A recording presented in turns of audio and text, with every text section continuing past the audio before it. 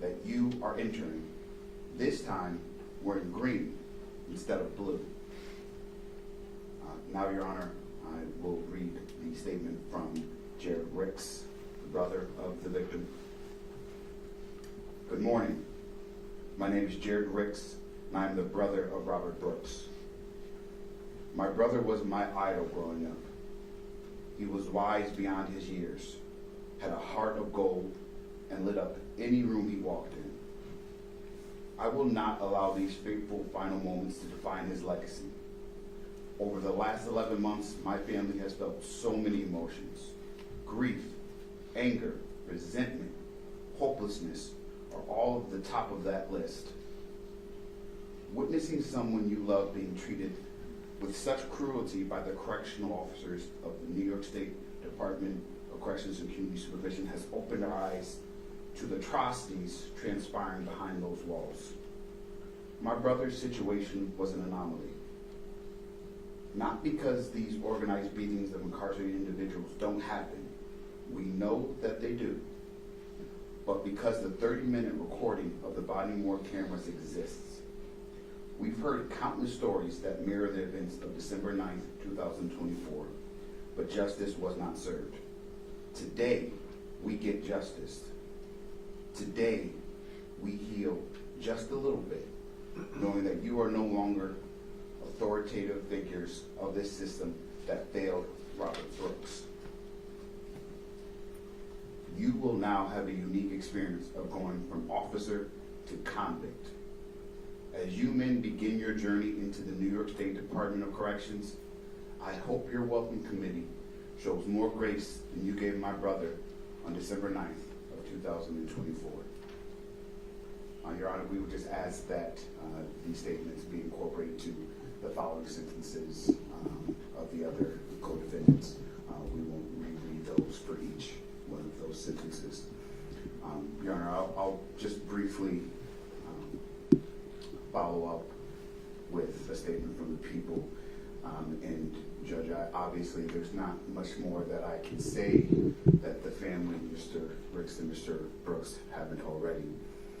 And it is important that we now get to shift our gear to the focus of the victim and what happened to him. This entirety of this investigation and this trial and these pleas and sentences were focused on the defendants. They were focused on their atrocities and their actions.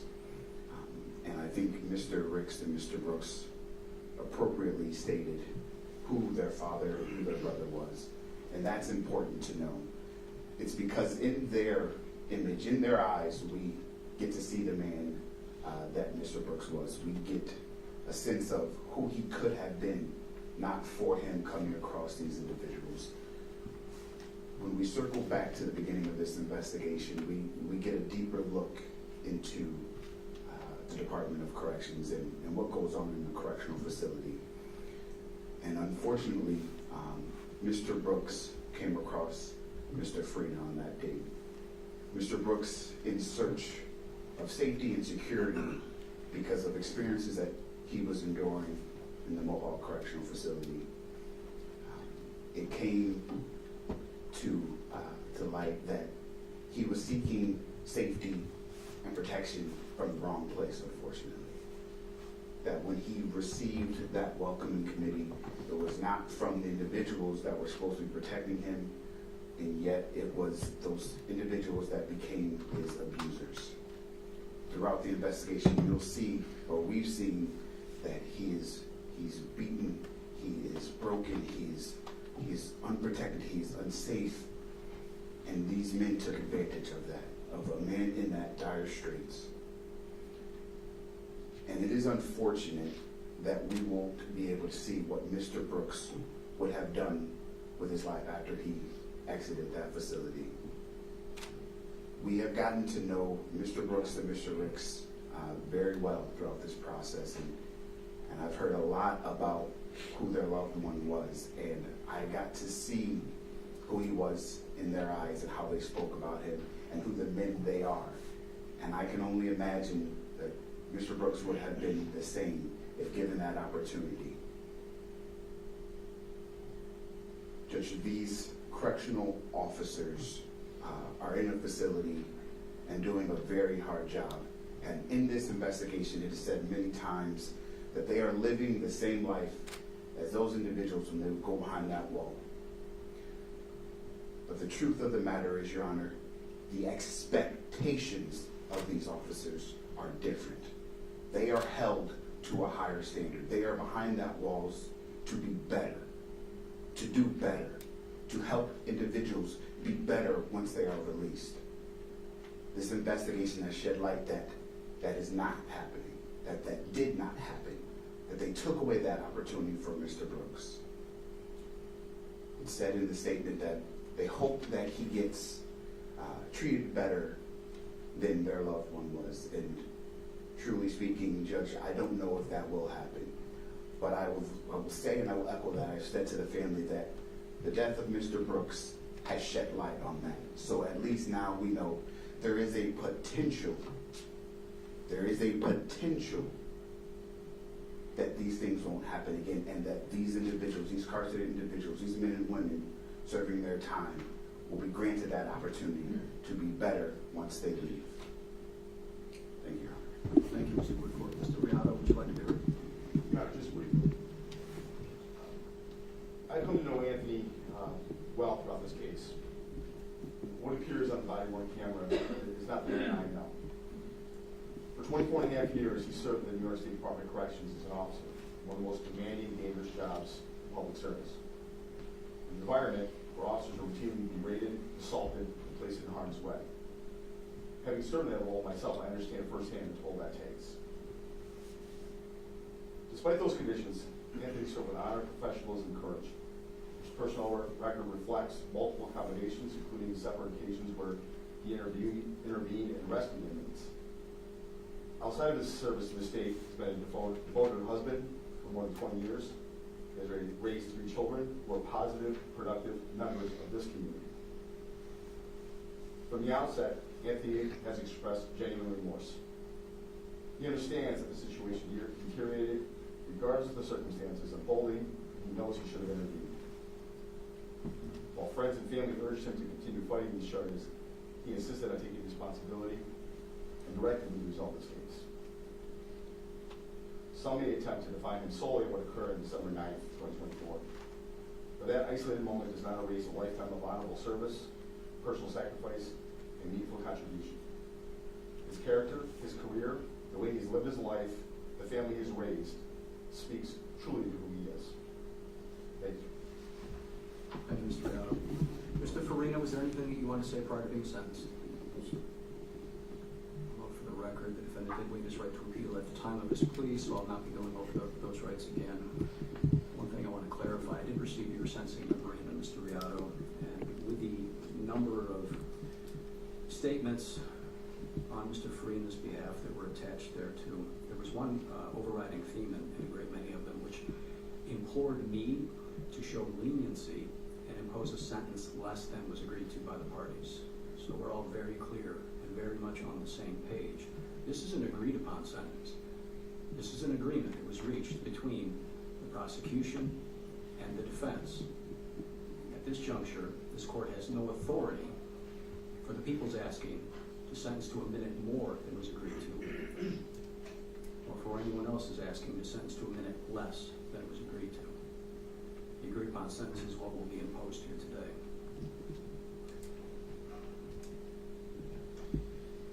As to the conviction for manslaughter in the first degree, the defendant is hereby sentenced to a determinate sentence of 22 years in state prison. In addition, there's imposed 5 years of post-release supervision, along with a mandatory surcharge, crime victim, and DNA fees, which will total $375. The defendant is committed for the term of his sentence.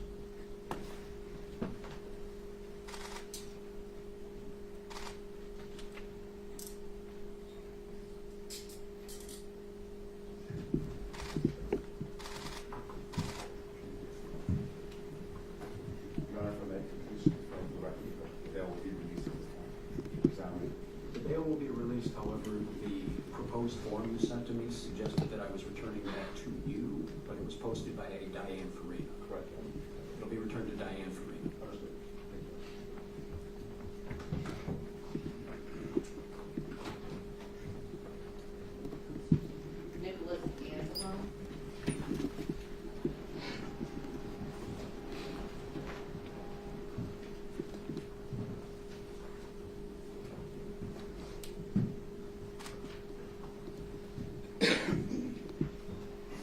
matter of the people against Nicholas Anselone, indictment 25035. This matter is on for sentencing. As back on September 22nd, the defendant pled guilty to one count of manslaughter in the first degree, with the agreed upon sentence being 22 years in state prison with 5 years post-release supervision, a waiver of appeal, and surcharges. Is that the people's understanding? It is, Your Honor. Counsel, that's your understanding? It is, Judge. Do the people then move sentence? People so move, Your Honor. Would you like to be heard? Briefly, Your Honor, as I previously stated, we were provided the impact statement that I read, and I would just like, for the record, that that be attached to this sentencing with Mr. Anselone as well. And again, Judge, I won't belabor any of the points that I've already stated under Mr. Fina's sentencing, but, you know, Your Honor, I think it is important that while we have seen the videos, the relevant videos in this case many times, both in the media, in the trial, and throughout this investigation, and truthfully speaking, I don't want to harp on that video any more than we have to, because it was traumatic for all that have watched. It was obviously traumatic for the family experiencing the loss of their loved one and having to essentially relive his death every time that was played. And I don't want to add to that, but there is something important that needs to be noted as it relates to this defendant in reviewing that video. And it isn't necessarily all of the violent attacks and assaults and abusive behavior that he inflicted on the victim. Your Honor, what is really troubling and what really affects the people in this situation is the face and expressions of Mr. Anselone during that assault.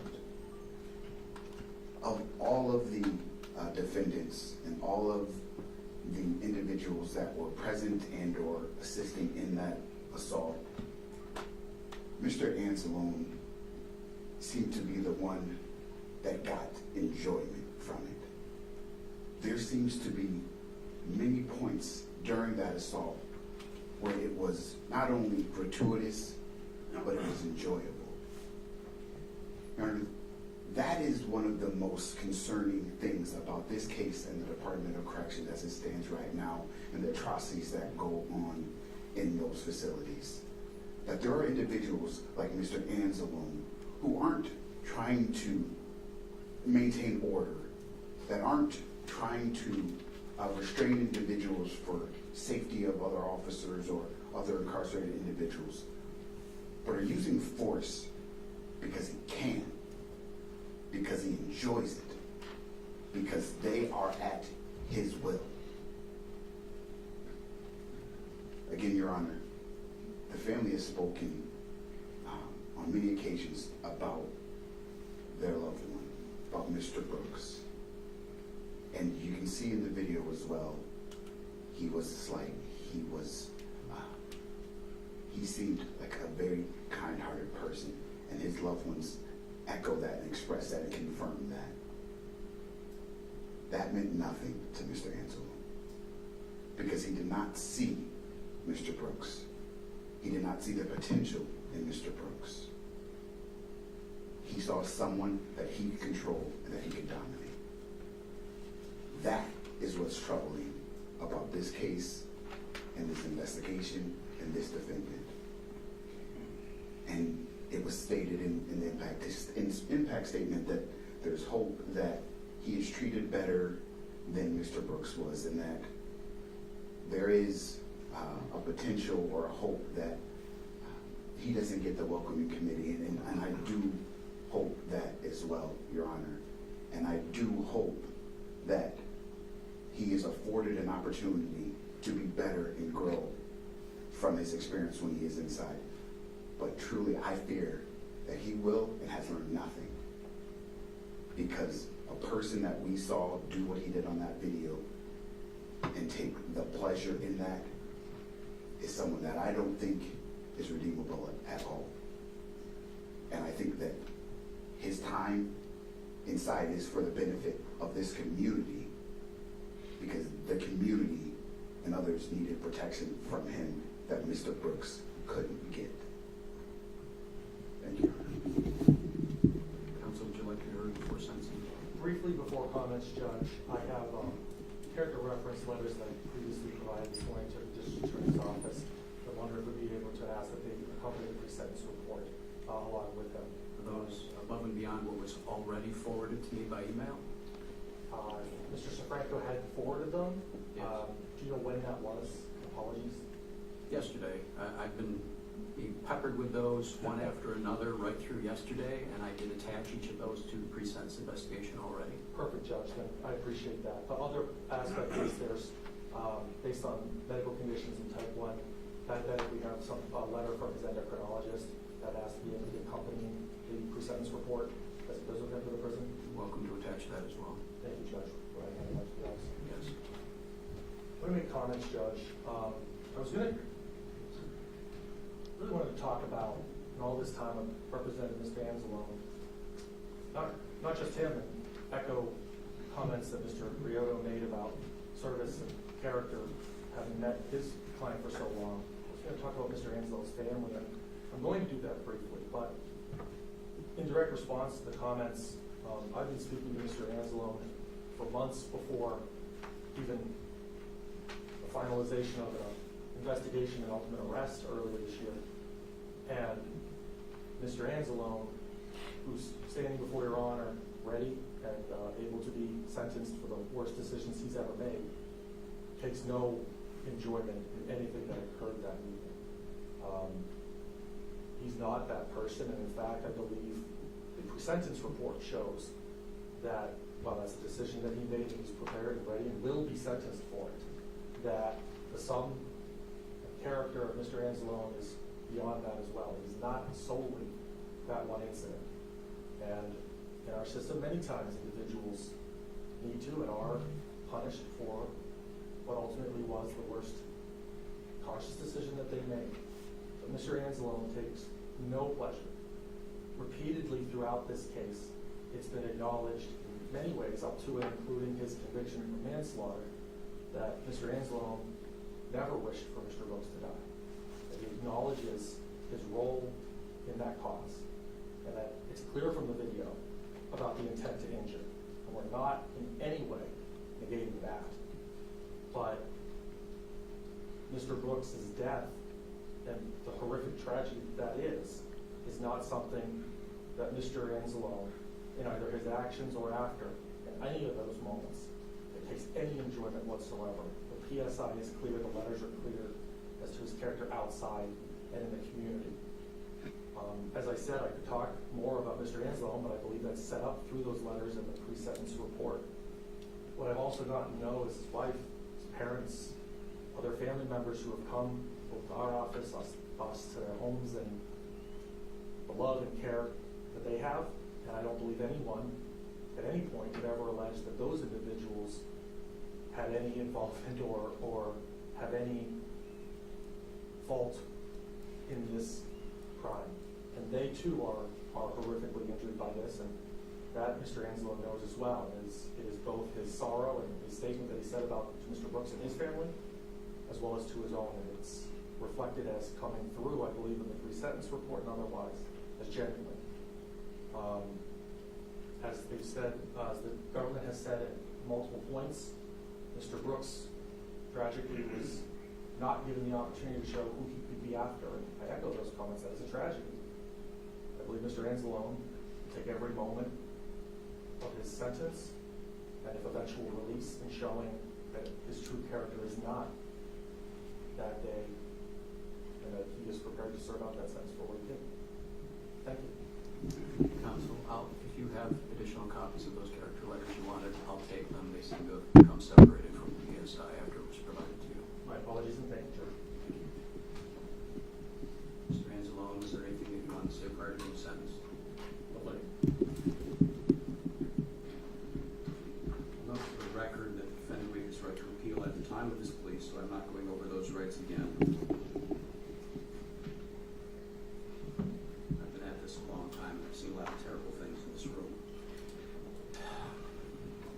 I've never seen so many lives destroyed in a moment.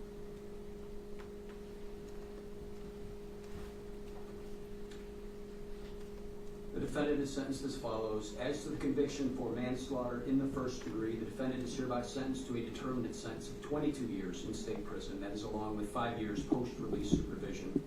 In addition, there is imposed a mandatory surcharge, crime victim, and DNA fees, which will total $375. The defendant is committed for the term of the sentence.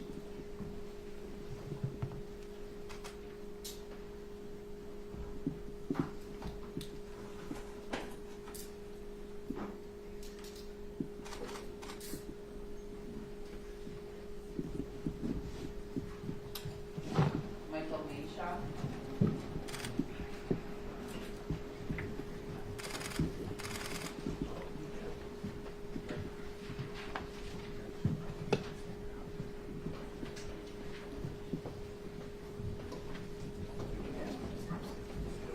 Good morning, Thomas Capezza on behalf of Michael Manshaw. Good morning, Mr. Capezza. Well, Mr. Capezza, you're being returned your client's passport. Thank you, Your Honor. This is the matter of the people against Michael Manshaw, indictment 25035. This matter is on for sentencing today. Back on September 22nd, the defendant pled guilty to 1 count of manslaughter in the second degree, with an agreed-upon sentence of 3 to 9 years in state prison, along with mandatory state surcharges. Is that the people's understanding? It is, Your Honor. Mr. Capezza, that's your understanding? Yes, Your Honor, and he has not waived his right to appeal. Correct. That's my understanding as well. Do the people then move sentence? We do, Your Honor. Would you like to be heard? Briefly, Your Honor, again, we would incorporate the statements made by Mr. Brooks Jr. as well as Mr. Briggs. And this is a negotiated disposition, so I won't belabor many points here, but I do feel that the record needs to be clear that Mr. Manshaw was the sergeant that night. But more than that, he was the lead sergeant. As we found in the trial, he was solely and individually responsible in his own mind for that use of force on Mr. Brooks. So while Mr. Brooks was being beaten, while Mr. Brooks was deteriorating before his eyes, that was Mr. Manshaw's responsibility. And he did nothing. He didn't help Mr. Brooks. He didn't protect Mr. Brooks. He didn't get Mr. Brooks treatment. He walked out of the room after Mr. Brooks had been stripped down to his underwear, clearly in absolute crisis, and he mocked him. And we saw that, and it was captured on video as he looked at Sergeant Tropoli, and he arranged his hands as Mr. Brooks' hands were being held up by his head while Mr. Brooks was dying. For all of that, Your Honor, while we understand that Mr. Manshaw never touched Mr. Brooks, he was deeply responsible. And it is important for all of us and for the justice system as a whole that he be held accountable as we've agreed that he would be today.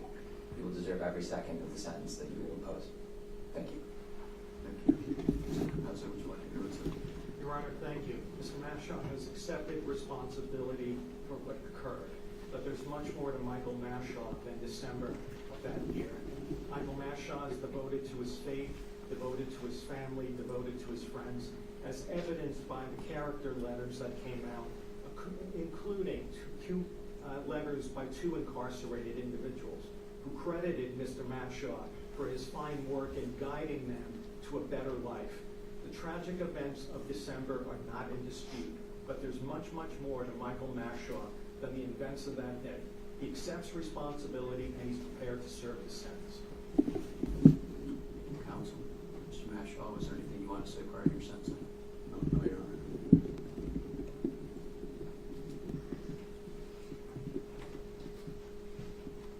I'll impose the agreed upon sentence. I did review the character letters that were submitted. They speak very well of you, Mr. Manshaw.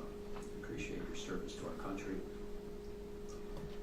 The words of the prosecution are well put here in the sense that some of us got to spend a lot of time watching and rewatching that video in the recent trial of this matter. There's individuals responsible for what they did. I couldn't help but notice as you stood there, while this unfolded. The seal of the state of New York on one shoulder, the American flag on the other shoulder. You were there for us. You were the person who had the authority, whose job it was. The reason you were there was to make sure something like this didn't happen. You were in the best position to say stop, and you didn't.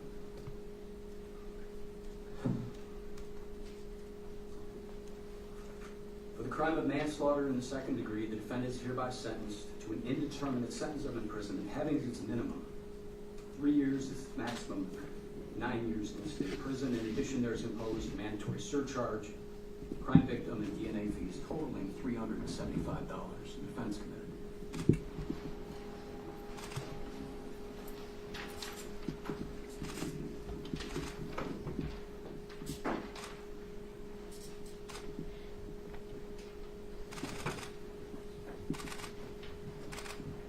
David Walker.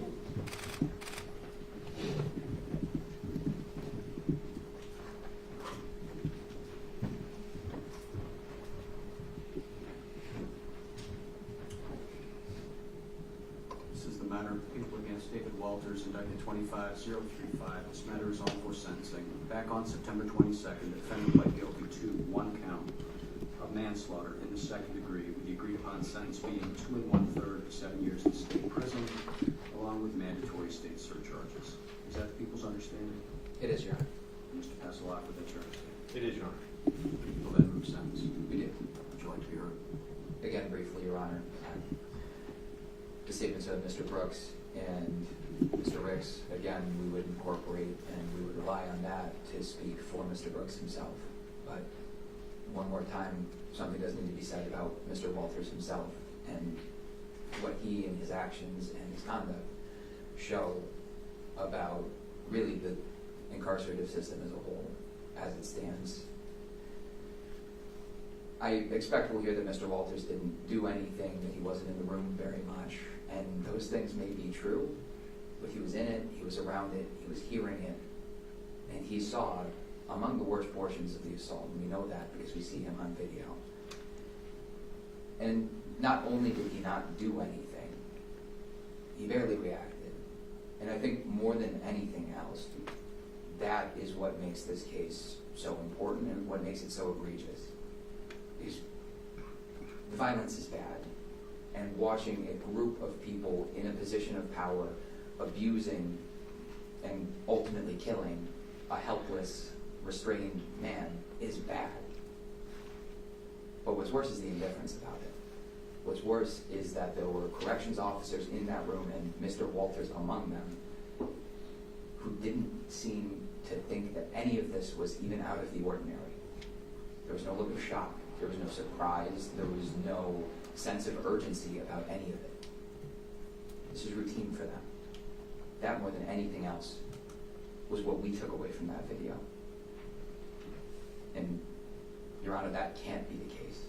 This can't be the routine. This cannot be how incarcerated individuals are treated. And this defendant going to prison, despite not touching Mr. Brooks, won't bring Mr. Brooks back, but it'll disrupt that routine. It will change how those people in those walls view their job. This was not acceptable. What Mr. Walters did was not acceptable. And he needed to be better. And going forward, I hope every corrections officer will be, because of what happens today. And we would ask Mr. Walters to be sentenced as agreed upon. Thank you. Passalacqua, would you like to be heard? Thank you, Your Honor. At this point, I believe I've exhausted all that can be said with regard to Mr. Walters in this matter, in this venue. Thank you. Mr. Walters, is there anything that you would like to say prior to being sentenced? Oh, sorry. And as to the conviction for manslaughter in the second degree, the defendant is hereby sentenced to an indeterminate sentence of imprisonment having its minimum 2 1/3 years as its maximum 7 years in state prison. In addition, there is imposed a mandatory surcharge, crime victim, and DNA fees, which will total $375. The defendant is committed for the term of the sentence. Your Honor, may I approach? I still have the PSI for the court. Rick will take that. Thank you.